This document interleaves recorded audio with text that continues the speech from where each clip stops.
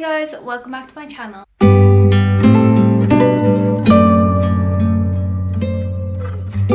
So in today's video, I thought we could do a super cozy Sunday Q&A. I asked on my Instagram a couple of weeks ago what you would like to see video wise from me, and you guys said a Q&A.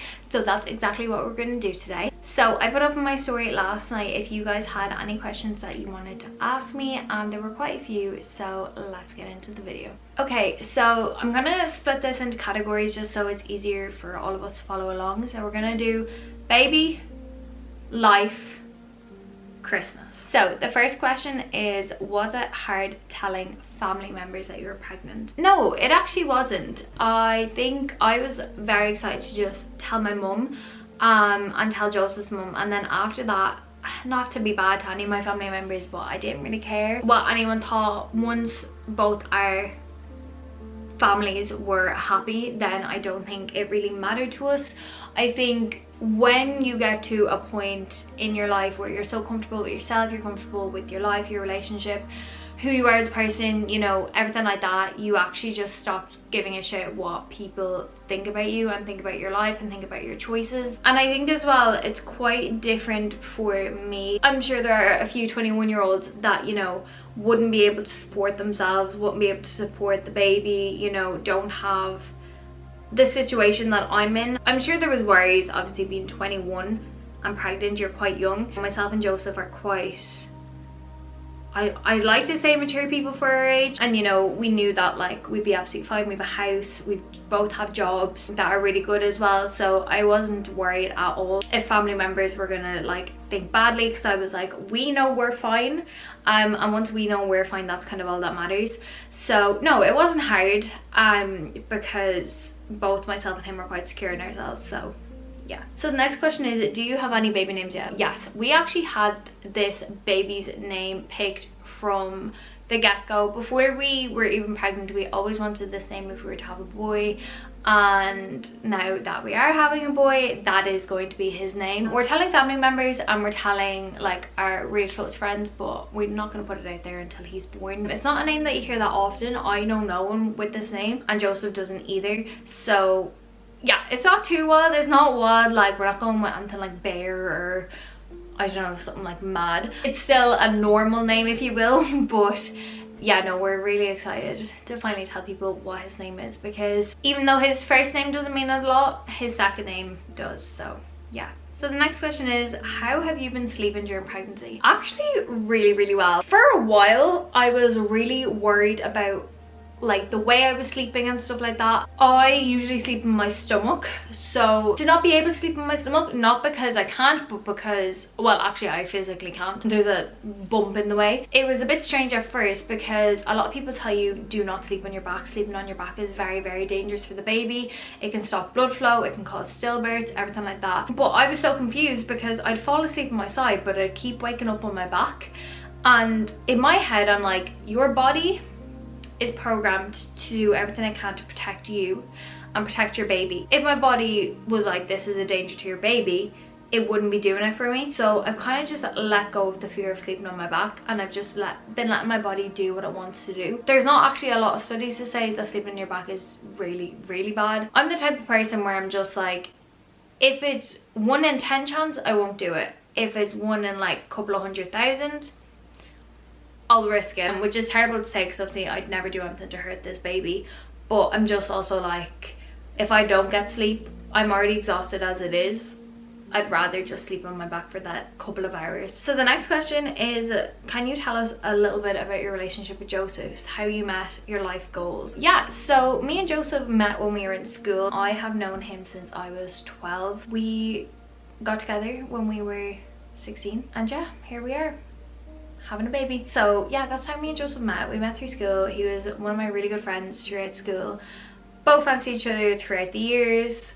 Both were in relationships throughout those years, different relationships with different people, and then I ended my last relationship before Joseph, and then I got with him. So yeah, that's how I met him. And then what are our life goals together? So I'm quite lucky that myself and Joseph's life goals are very similar. I know a lot of couples, especially if you're together from a young age, your life goals are going to change pretty much all of the time, so the chances of a young relationship staying together is very, very slim. However, me and Joseph, we've grown up together, and that's the thing that I'm quite grateful for, is that myself and Joseph grew up together. We grew up seeing each other change as people, and I just think if me and him were meant to not be together, we wouldn't have been able to stay friends through those changes through life. But in terms of life goals, I'm gonna talk specifically in baby. Both of us wanted a family quite young. Both of us wanted to settle quite young. He is a big family. He comes from a big family, and from seeing the way him and his family are together, I wanted that really badly. Obviously some goals are different in terms of like jobs and stuff like that, just because we don't have the same jobs. For everything else, I'm very lucky that we are on the same page and he has the same morals as me and stuff like that. So yeah. How have your own goals, morals, priorities changed because of the baby, i.e. being less self-centered / focus on saving? I don't know if they're talking that like that I'm self-centered. So I would say they haven't changed. If anything, I've actually become more self-centered. I don't mean that in I'm an arrogant biatch. I mean in the way that I'm now very much looking after my body, making sure that I prioritize myself over other people, because before I'm such a people pleaser and I'd rather do things for other people, but I've started saying no to things that I actually don't want to do. I've, you know, been very much voicing my opinion on certain situations that I do or don't like, and I think that needed to happen when I got pregnant, because people like to voice their opinions onto you and want you to do stuff while you're pregnant, and you kind of just have to put your foot down and be like, no, that is not what I want. So I definitely become more self-centered in that way, where I'm doing stuff for me to protect me and the baby, but also as well I'm thinking about this baby more and more. So I'm being more self-centered, but it's being more self-centered for me and baby. It's kind of a hard one. I'm focusing on savings. This one has been, I think, probably the biggest struggle for me, and I'm gonna be honest here, because while you want to save all your money, you also have a baby that you are going to have to provide for. So buying stuff for the baby, you're taking away from your savings. And as well, myself and Joseph are learning to drive, so savings aren't going too well. They could be going a lot better. And as well, we're coming up to Christmas. Bad timing altogether. We're coming up to Christmas. It's Joseph's birthday. It's my birthday. Now, I'm not doing anything for my birthday. I don't know if Joseph's planning on doing anything for his birthday. We have a lot of family to buy for. Like, you can set yourself a budget all you want, but when you have a lot of people to buy for, it's just a lot. So savings aren't really happening, but you know, I am off on maternity for a year, so I have to provide for myself. So once I've finished my Christmas shopping, it is going to be literally my entire paycheck is going into savings, because this baby needs to be looked after, and looked after well. Okay, another question is, what is my favorite clothing brand? To be honest, I am a lover of Zara mainly. Most of my clothes are Zara. If we're talking kind of like online brands, House CB, absolute faves. Oh, Polly are really good if you're looking for like a night out outfit. ASOS, I know they're not, well, ASOS Design are actually a really good clothing brand. It's literally mainly Zara and ASOS, and a bit of H&M as well. They're kind of like my favorite places to shop. I just think their clothes are the best value for money with the best quality, so they're kind of like mid-range. So yeah, love them. Is there anything career-wise you'd like to achieve? The job that I'm in now will never be my forever job. It's not going to work with a baby. It's not going to work finance-wise if we do end up having more children. So I do have goals in my career, but they are completely different to the job that I'm in now. I like my job. I do like my job. I'm quite lucky. I'm one of those people that can say that they like their job. However, it is not a forever job. Not at the level I'm at anyways. It is not my forever job.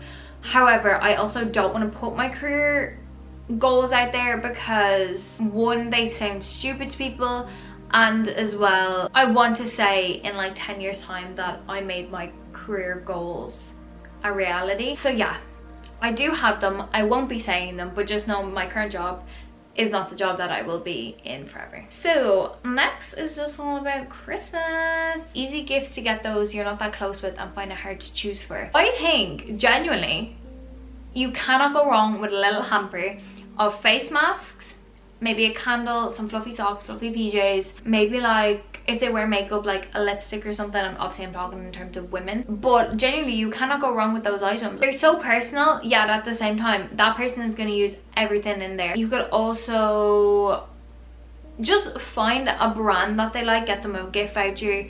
Genuinely, I know it is hard when it comes to Christmas, and you know, someone that's kind of like new to your family, new to your friendship group, you know them enough to get them a gift, but you don't know them enough to know what they want as a gift. I always find like those type of things are like just the best gifts you can get people, because people are going to use them, people are going to love them. Like, who doesn't love fluffy socks, PJs, candles? You get them their favorite chocolate. However, in saying that, I do have a Christmas gift guide coming in November. It is coming, I'll tell you the exact date. Christmas gift guide is coming the 6th of November, so wait for that, and you will see all the presents that I think would be the best gifts. Cheeky little plug there. So yeah, there is a gift card coming soon, so don't worry, I will have loads and loads and loads of products for you to choose from. How to deal with anxiety around Christmas and winter time. The dark evenings are a lot for some people. I know it getting dark quite early really just puts people in like a sad, mellow, anxious mood.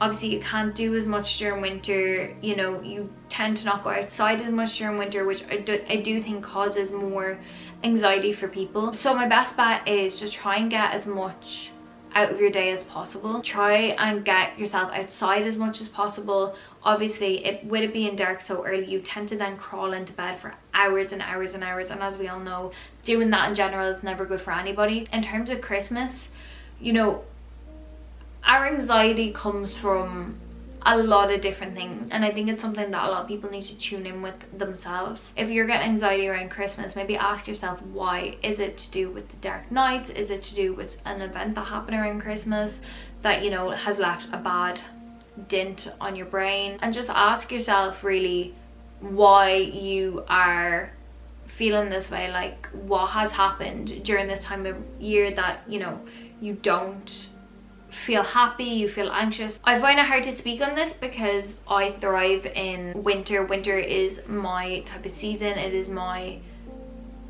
favorite time of year, so I find it hard to like relate to it, but I can understand it though. If you're someone who is usually a summer baby, or like, you know, thrive during summer, it is hard. I can understand it, but you will get through it. So guys, that is all the questions I'm going to be answering for today. If you enjoyed this video, please give it a big thumbs up. Make sure you subscribe to my channel, and if you have any other questions that you want to ask me, please leave them down below and I will get back to you. But I hope you're having a lovely Sunday morning, and I will see you next time for Wednesday's video. Bye.